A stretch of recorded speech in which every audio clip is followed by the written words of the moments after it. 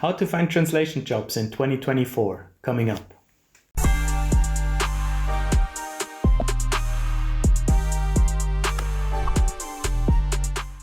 Hello and welcome back to the Freelanceverse. So much snow here today in Belgium, so perfect time to film the video. We have perfect lighting. Exactly 3 years ago, in January 2021, I made my best performing video by far so far. It was called How to Find Translation Jobs in 2021. It was then so successful that I changed the title to 2022 and even 2023 because it was still relevant in a way. But now I feel like it's very much high time for an update video. One thing that I said back in 2021, and that is definitely still true, it is very hard. It's supposed to be hard. You will need to be consistent, persistent, and very much patient. Without that, it's not possible. But with a more analytical approach, and hopefully with information from this video and other sources, by the way, don't focus only on this video, but there are many sources out there online, it's definitely possible. Just to be clear, this is not going to be one of these videos that tells you how to make money online with Google Translate, how the best AI tools to translate, etc. There are plenty of them out there. This here is a bit different. This is for people that take translation seriously as a profession, not just as a gig. This video is structured in 3 different sections. Number 1, agency clients. Number 2, business clients. And number 3, private clients. So let's get into part 1, how to find agency clients. In the first video 3 years ago, I started with gig platforms, gig websites like Fiverr, Upwork, People Per Hour, etc. I do not recommend these anymore. I used to endorse them, I used to promote them even with videos because I thought, you know, what harm does it do? If you're already starting as a translator, you might as well sign up with all the platforms possible. But I changed a bit my mind in that regard because I do think that they actually have a negative effect on the profession, on price dumping, etc. Specifically translation platforms, however, like Probst.com or like Translators Cafe, these are the 2 big ones, they're very similar. These are still very much in use, and you should definitely sign up with them as a first step. Many vendor managers from agencies do look on pros for new freelancers, so make sure in your tagline on pros is your language combination and your specialization, because that's how they search for people, the vendor managers, right? They type in their criteria and then they get a big list, and you need to stand out somehow, so they reach out to you. Then there are other ways to use pros. Me personally, I never actually go to the job directory and look for jobs. You can do that, and I'm always going to show you some screen recordings during the video. I never actually do that anymore. I used to in the beginning. Now I just have my criteria signed up in Pros, and if someone uploads a job that fits my criteria, I get a job notification into my inbox. And it regularly happens also that people directly write me through Pros to my email. 2 additional platforms that I always recommend to people is SmartCat and Zingword. I found jobs on both of them, so just check them out. Another way to find agency clients is, of course, to find them directly, to reach out to them directly. There are endless possibilities to find agency clients, right? You can figure out one for yourself. If you're very creative, you might be the only person that does this approach, and that's the key. In the first video, I showed you how I search agencies on Google Maps, for example. That worked out quite well in my career. I found several agency clients through that. One thing you want to focus on with agencies is you want to find the small niche agencies, right? You can always work with the big ones, the big language service providers, LSP for short, RWS, Lionbridge, TransPerfect, WeLocalize, to just name a few. They are huge and they have huge volumes and huge pools of translators. The problem is that they tend to not pay that well, right? Some rates are really horrendous sometimes, what I see in Facebook groups. So the more niche you go, the more you will earn, the more reward you will have. If you find an agency that is specialized in your language or in your specialization even, that's the jackpot. Now, one thing you can easily do today, you can go on LinkedIn, which, by the way, should be your number 1 marketing tool as a freelance translator. It's amazing that the free version of LinkedIn is so powerful. It's not only great for visibility, but for us translators also an amazing community building tool. The community of freelance translators on LinkedIn is so supportive and wholesome, kind of. It's really cool. We all don't have a team, right? So this is our way of how we build a team around us. Speaking of a team, actually also check out Team Translator, which is a Slack channel specifically made for freelance translators. Amazing way to meet and to network in a very chilled and relaxed form. You know, if you're not a very outgoing person, it's an amazing way to do it. So check that out. I'm gonna link all down in the description if I don't forget, hopefully. On LinkedIn, you can look for hashtags like XL8 or lead translators for LinkedIn translators, and just look around. You will find content that's relevant to you, and always make sure your LinkedIn profile is on point. I made a video a long time ago on that. You can click here, and there are many other videos as well. There are even people offering services for an effective LinkedIn profile, and also use the LinkedIn job search. That's very often overlooked for translators. Agencies do publish their jobs there, and also direct clients. So just look for translation, freelance translator, German translator, whatever your language is, and see if something is out there. So, but now for this exercise, I want to focus on finding the agencies themselves on LinkedIn. So up here in the search bar, just try typing translation agency, for example. Then you can, up here, you can toggle and choose which one you want. You can go to companies, and then you will get a huge list of 354 results with companies that have translation agency in their name. So that's already an amazing start, right? So you can spend, I don't know, you can spend 3 days in writing all of these agencies, and that's already a start. And I told you before, the key is consistency, right? So you're not going to reach out to 10 companies and then say, oh, nothing worked for me. You're going to reach out to hundreds, 150, 200, 300. And if then still nothing works, then definitely something is wrong. Well, preferably you figure out what's wrong before. Maybe your marketing material, your CV is not good, etc. All of this can happen, and that's definitely a different topics. There are videos on all of these topics on my channel, so just search for them when you're on there. Once you're on the LinkedIn profile, you can already look for a website, for example. There is an email already. I usually like to go to people and see who actually works there. But now here, Amy, Joanna, and Dries, they are all project managers at Atlas apparently. So one approach that you could take would be to connect with them, shoot them a quick message, ask them how it works, who the vendor manager is for them. Another more creative, more innovative way to find agency clients is with generative AI, right? Use ChatGPT, it's available to you, as long as you don't use it for security concerns, data breaches, etc. If you don't use it for client work, then it's all fine. You should make use of it.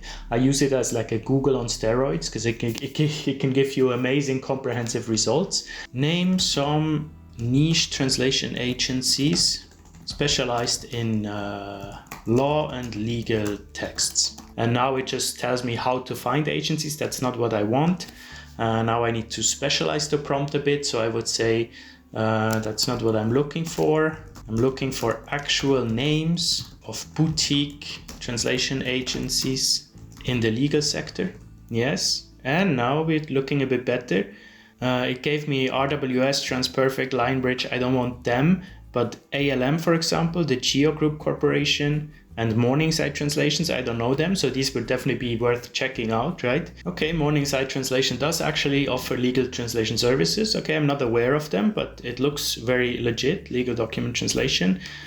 So that's definitely a way to go. Now on the website of the agency, you can usually look up here somewhere, maybe on the careers in this case, how to reach out to them, how to get in touch with them. This leads now to Questel, so that seems to be the overall company. So this again, a big LSP, so maybe you want to probe ChatGPT a bit further to go more niche and more niche. But yeah, there are 1,500 professionals working together. You can join them if you want. You start very broad and then you become smaller and smaller. It's like a funnel until at the end you have some kind of lead where you can reach out to a company. So once you have that contact or a contact form of an agency, for example, you can sign up to them, you can reach out to them. I made a video a while ago about how to reach out to agencies. You can click here if you're interested. For agencies, you can always do cold emailing, cold approaching. What cold means is you don't have a previous contact, so you're just reaching out to them cold without knowing them. For agencies, you can do that because the intent is clear, right? It's very transactional. You know what you expect from them. They know what they expect from you. So there it's perfectly fine.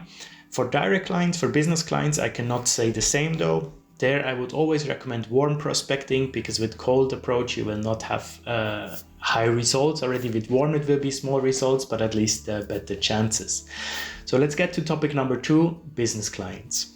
By business clients, I mean direct clients that are businesses. For many freelancers out there, these are the optimal clients, the ones to strive for, because you can charge more, you can cut out the middleman. I often say on my channel that I'm not so convinced that everyone needs to go for direct clients. I like working with agencies, and I always said it's fine if you want to work completely with agencies. I'm slowly changing my mind on that, simply because looking into the future, I've said this many times on the channel, I don't really see the agency model functioning in the future.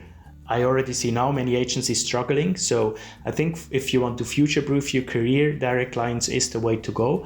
Not completely, you don't need to 100% focus on that, but at least try to make it 40-60 or 50-50 if you can. Especially when you're starting out, you most likely start with agencies, that's fine. And then later you can kind of graduate to direct clients. But I need to warn you, I said this in my Finding Direct Clients video, finding direct clients is a different kind of beast. It's brutal. It's really hard. I'm still struggling with it. I'm trying to find creative solutions that kind of stand out from the others. And it works sometimes, and I'm very fortunate and happy about that. But it's definitely much more difficult because you have to negotiate. You have to be a business person, a business developer suddenly, and that's not easy. In a broad sense, there are two ways to approach direct clients. One is an active approach and one is a passive approach. Me personally, I prefer the passive approach. That's why I make this video. That's why I make all the videos. That's why I'm visible online. I make content. I go to conferences, have talks, etc. That's the passive approach. So you're basically putting yourself out there, building a name, building a brand, so the companies come to you instead of you going after the companies. It's passive in a way that you're not actively going after the clients, but it's not passive in a way that it's less work. It's probably more work. But if you enjoy this kind of work, it's easier, in my opinion. Now for this video, I'm focusing on the active approach because that's something you can do right now. You can start. Also with the passive, you should start right now, basically. But in order to reap the benefits of the passive, it takes years of consistent, dedicated content creation and putting yourself out there. So you will not reap the benefits of the passive right away, but you should definitely start with it. Before you actively go after direct clients, you should define your perfect client. What is your ideal client? What does it look like? Really go into detail when you do that exercise. And a quick tip, you probably don't want to define your ideal client as $1 billion huge company, right? Because you simply cannot serve their localization need as a freelancer. They need a supply chain manager. They need an agency to take care of that volume. So your ideal client is probably a smaller company that you can take care of either alone or in a group or in tandem, etc. Also important, make sure to define hashtags that your ideal company would use, so that later on you can look for these hashtags on social media, on LinkedIn, etc. So to me, for example, my ideal client would be a small to medium sportswear retailer, sportswear brand that is active in an English or French speaking country that also sells to Germany and Switzerland. And their hashtags they would use would be stuff like fitness, sportswear, sports business, athleisure, runner's world, probably fit fashion, fitness apparel, outdoor sports, etc. As you can see, I can just rattle them off because I've done this exercise many times in my career, especially this year when I really want to focus on this sportswear sector. If you are not there yet and you're not exactly sure, again, use ChatGPT, use generative AI for exactly these searches, these specific searches. And it makes sense to always start your prompts with pretend to be. So if you tell the AI it should be pretend to be English to Spanish translator in this sector, then you get much better results, I noticed. So you could easily say, pretend to be an English to Spanish translator specialized in the automotive industry. What kind of hashtags would my ideal client use on social media? Give me 10 hashtags. You get 10 hashtags and that's it. Once you have that down, you can actually look for the clients that come as close as possible to your ideal client and then reach out to them. So you can either do warm prospecting, it's much more work, but you have better results, or you can do cold prospecting, it's much less work, but you have less results. So it's a quality-quantity question, whatever you prefer.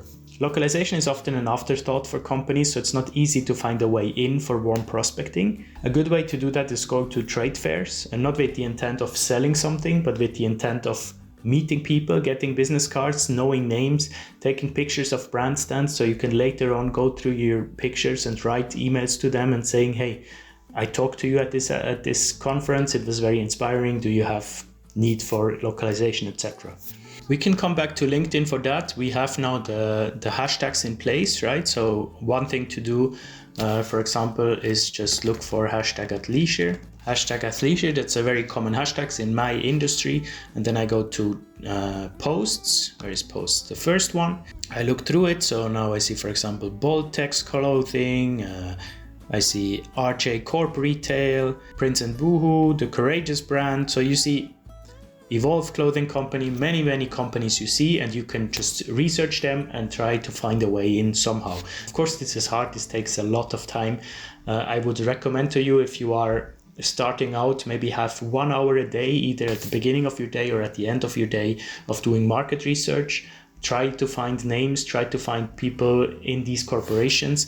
LinkedIn is great because you can always go on the brand and then go to people and reach out to them directly. You can easily find people on here, ask them, hey, who is in charge of translation for you? Do you sell in Germany? Do you sell in Switzerland? That's a way to get around the blockage that some people have in finding direct clients. Once you have a good contact to reach out to, it's very important that you don't talk to a direct client the same way that you talk to an agency, right? Because with an agency, I told you, it's transactional. Everyone knows what their role is, what everything is in play. With direct clients, that's not the case. So you don't talk to them about your per word rate, for example, or your fuzzy matches, or what your term basis, etc. They don't care about that. And you don't apply to them as in applying to a job like you would at an agency. You send them an official email where, first of all, I wouldn't sell anything. I would just start to talk to them. But then you try to sell services and not apply for a job. So instead of attaching a CV, you would never do that with a direct client. You would attach your flyer, your marketing material, etc. I'm going to add a playlist here with all the videos I made about finding direct clients, reaching out to them. There's a lot of information out there that you can watch if you want more. And last but not least, let's look at private clients. That's a very different story completely. That requires very different approaches. Me personally, I don't work with private clients. I used to when I worked in an agency in Zurich. I did a lot with private clients because they just usually call an agency and they say, hey, I have a certificate. Can you help me with that? So if you are a translator that wants to work with private clients, it's most easy to go through agencies that specialize in certificates, in diplomas, etc. But if you want to work directly with them, you need to make yourself visible. I would definitely suggest to join professional associations if you want to work with private clients. I would become a certified translator, so you can actually work on these diplomas and register documents, certifications, etc. And then you need to build a big portfolio. You need to build an amazing website. You should work with an SEO specialist that can make your website rank higher. Use all the platform. Just think of a private person looking for a translator, because then it's a very different approach suddenly. How would you go about if you need your diploma translated? That's in these spaces where the people search is where you want to be. So for me, for example, if I look it up in Belgium, if I need like a birth certificate for a wedding, it always goes to the same page with all the registered certified translators in Belgium for different languages. So I would know, okay, I need to be somehow on this website. So then that's your primary goal. How do you get there? Of course, it's all different information in your country. So you should definitely reach out to someone that already does what you want to do. So if you go on a certified website with certified translators in Belgium or in, Germany, wherever you're watching from, US, look up a person, reach out to them and say, hey, how did you manage? How does this work? How can I be certified? That's key if you want to work with private clients. They tend to be not the most profitable clients because they usually come for one job and then they are gone. So I would suggest a mix. If you can and want to work with private clients, that's very nice. I think it's a beautiful interaction because you can help people get administrative stuff done without them using the middleman. So you save money by being able to charge more, and they probably save money because the agencies don't overcharge them. I don't have experience in that, so I can't tell more on this specific topic, but I hope this kind of makes sense that it's a very different approach to take for private clients. I don't know if I can cut this down into a manageable size. I think it became longer than I thought, but I love sharing these tips with you. I'm always learning more, thinking more about the profession, and then trying to put them into a max 20-minute video for you guys to enjoy and to learn as well. Let me know in the comments where you are in your journey. If you are just starting out, if you're looking for your first client, if my first video 3 years ago has helped you, I hope this one helps you as well going further. Thank you very much for being here. Have a nice year ahead, and I see you next Monday. Bye bye.